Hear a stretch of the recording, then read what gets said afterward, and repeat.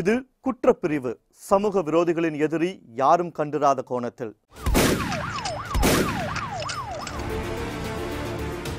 நாட்டில் வெகுஜன மக்களுக்கு காலம் காலமாக தொல்லை கொடுப்பது ரவுடிகள் என்பதும் அவர்கள் செய்யும் தொழில் மற்றும் அவர்களின் வாழ்வு என்றும் நம் கண்முன் அவர்களை காட்டியது சினிமா. ஆனால் அதனை நிஜத்திலும் கண்ணெதிரே காட்டியுள்ளது இந்த சம்பவம்.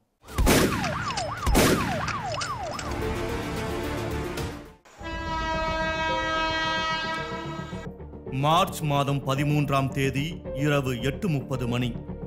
அம்பத்தூர் ரயில் நிலையம் இருளில் மூழ்கி கிடந்தது. ஆங்காங்கே இருந்த மின் கம்பங்களின் வெளிச்சத்தில் பயணிகள் சிலர் ரயிலுக்காக காத்திருந்தனர்.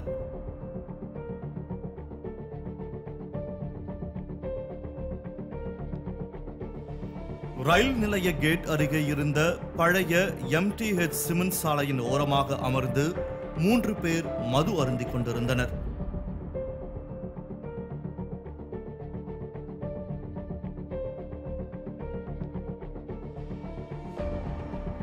அப்போது ரயில்வே கேட் அருகே சத்தமின்றி வந்து நின்றது ஒரு மோட்டார் சைக்கிள். அதிலிருந்து இறங்கிய 3 பேர் அங்கு மது அருந்திக் கொண்டிருந்த 3 பேரை கொலை வெறியுடன் தங்களிடமிருந்த வினோத ஆயுதங்களை கொண்டு துரத்தினார்கள். அந்த 3வரும் தப்புவதற்குள் அதில் ஒருவன் அந்த கொலைவெறிக்கு இரையாகி போனான். மற்ற 2வரும் வெட்டு காயங்களுடன் தப்பித்து விட்டனர். மோட்டார் சைக்கிளில் வந்த அந்த கொலைக்காரர்கள் தங்களது கொலை வெறியை தணித்துக் கொண்டு கண்ணிமைக்கும் நேரத்தில் அங்கிருந்து தப்பித்து விட்டனர்.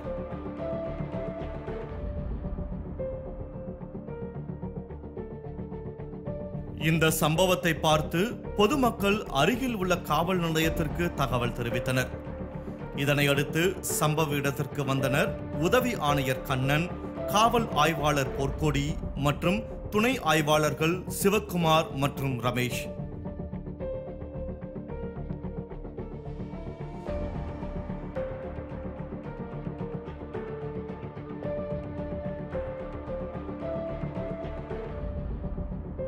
அந்த கொலைவெறி ஆட்டத்தில் சிக்கி இறந்து கிடந்த நபரின் சடலத்தை மீட்டு பிரேத பரிசோதனைக்காக கீழ்ப்பாக்கம் அரசு மருத்துவமனைக்கு அனுப்பி வைத்தது காவல்துறை. இதன் பின்னர் காவல்துறை தனது புலன் விசாரணையை துவங்கியது.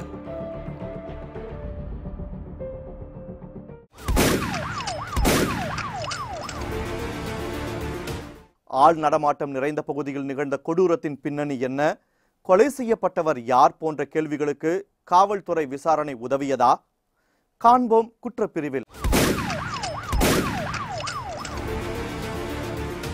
முதற்கட்டமாக அங்கிருந்த கண்காணிப்பு கேமராக்களை ஆய்வு செய்தனர். அதில் கொலை செய்தது 3 பேர் என்பதும் அதில் ஒருவன் காக்கி சட்டை அணிந்திருந்ததால் அவன் ஆட்டோ ஓட்டுநராக இருக்கக்கூடும் என்பதையும் அறிந்து கொண்டது காவல்துறை. அதன் பின்னர் அந்த ஆட்டோ ஓட்டுநரை தேடி கண்டுபிடித்து அவனிடம் விசாரணையை நடத்தியது காவல்துறை. அதில் கொலை செய்யப்பட்டவனின் பெயர் சத்யா என்பது தெரிய வந்தது. அடுத்த கட்டமாக அந்த சத்யா யார் என்ற விசாரணையில் இறங்கியது தனிப்படை. சத்யா இவன் ஓட்டேரி காவல் நிலையத்தில் பதிவாகியிருந்த ரவுடிகளின் பட்டியலில் B பிரிவில் இடம்பெற்றிருந்த ஒரு முக்கிய ரவுடி என்பது வெளிச்சத்திற்கு வந்தது. கடந்த ஜூன் மாதம் 5ஆம் தேதி புளியந்தோப்பு பகுதியில் பிரபல ரவுடி ராதாகிருஷ்ணன் என்பவனை ஓட ஓட விரட்டி கொலை செய்த வழக்கில் முக்கிய குற்றவாளி ரவுடி சத்யா என்பது தெரிய வந்தது. அந்த வழக்கில் கைது செய்யப்பட்ட சத்யா சிறையில் இருந்து சமீபத்தில் தான் வெளிவந்துள்ளான். மேலும் சில ஆண்டுகளுக்கு முன்பு சத்யாவின் அண்ணன் ஆடல் அரசு ICF காவல் நிலைய பகுதியில் 7 பேர் கொண்ட கும்பலால் கொலை செய்யப்பட்டான் என கூறப்படுகிறது. அயனாவரத்தை சேர்ந்தவர் மாயக்கண்ணன். பிரபல கஞ்சா வியாபாரியான இவருக்கும் ரவுடி சத்யாவிற்கும் கஞ்சா விற்பது தொடர்பான முன்விரோதம் இருந்துள்ளது. சத்யா கொலை செய்யப்பட்டதற்கு இவைதான் காரணமாக இருக்கக்கூடும் என எண்ணிய தனிப்படையினர் அவனை கொலை செய்தது யார் என்பதை கண்டறிய தேடுதல் களத்தில் குதித்தது. ரவுடி சத்யா ஜெயிலில் இருந்தபோது தனது அண்ணனை கொலை செய்தவர்களை பழிவாங்க வேண்டும் என்ற எண்ணத்துடன் சக கைதிகளிடம் சபதம் எடுத்துள்ளான் என கூறப்படுகிறது. இந்த தகவல் கிடைத்ததும் உதவி ஆணையர் தலைமையிலான தனிப்படையினர் தலைமறைவாக இருந்த நாகராஜ், ராஜ்குமார், நிஜாமுதீன் ஆகியோரை கைது செய்து விசாரணை செய்ததில் வெளிவந்தது கொலைக்கான காரணம்.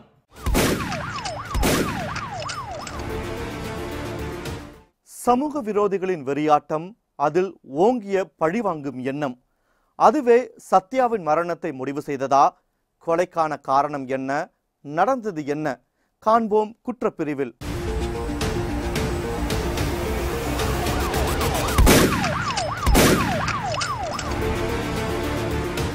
கொலைவெறியை தூண்டிய பழிவாங்கும் எண்ணம், கொடூரர்களின் வெறியாட்டம், அதில் பலியான ஒரு ரவுடி. காவல்துறை விசாரணையில் வெளிவந்த உண்மைகள் என்ன? நடந்தது என்ன? காண்போம் குற்றப்பிரிவில். சிறையில் இருந்து வெளியே வந்த சத்யா சிறையில் வைத்து பழிக்கு பழியாக தங்களை கொலை செய்ய திட்டம் தீட்டியது அந்த 3 பேருக்கும் தெரிய வந்தது. மேலும் ராயபுரத்தில் ராஜ்குமார் வேலை செய்து கொண்டிருந்த போது பட்டப்பகலில் சத்யா கத்தியோடு சென்று உன் சாவு என் கையில தான் என்று மிரட்டியுள்ளார். இதனை அடுத்து எங்கு சத்யா தங்களை கொலை செய்து விடுவானோ என்று எண்ணி அவனை கொலை செய்ய 100 நாட்களாக திட்டம் தீட்டியுள்ளனர். அதன்படி சத்யாவை பின்தொடர்ந்துள்ளனர். ஒருமுறை சத்யா அவனது மனைவியுடன் இருந்ததால் அவர்களின் குறியில் இருந்து அவன் தப்பித்து விட்டான்.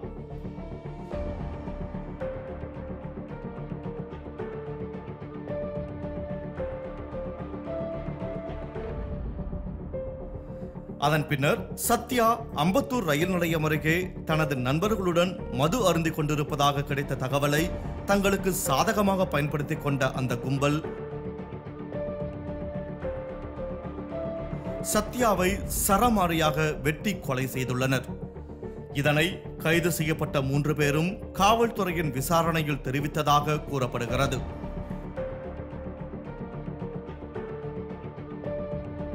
இதனையடுத்து அந்த 3வரும் அம்பத்தூர் ஒருங்கிணைந்த நீதிமன்றத்தில் ஆஜர்படுத்தப்பட்டு புழல் சிறையில் அடைக்கப்பட்டனர். கத்தி எடுத்தவன் கத்தியாலேயே சாவான் என்பதை ரவுடி சத்யாவின் கொலை சம்பவம் உண்மை என நிரூபித்துள்ளது.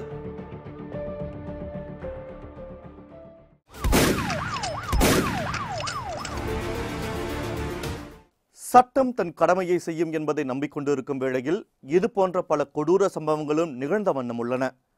வினை விதைத்தவன் வினை அறுப்பான் என்பதற்கேற்ப கத்தி எடுத்த சத்யாவிற்கு கத்தியாலேயே அவனது மரணம் நிச்சயிக்கப்பட்டுள்ளது.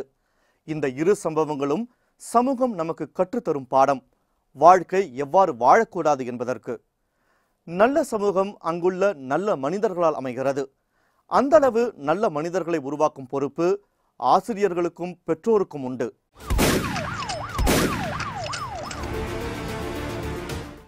மீண்டும் இது போன்ற ஒரு குற்ற சம்பவம் மூலம் சமூக அவலங்களை தோலுரிக்க உங்களை சந்திக்கிறேன். இது குற்றப்பிரிவு, சமூக விரோதிகளின் எதிரி யாரும் கண்டிராத கோணத்தில். நான் வினோத் பால் சாலமன்.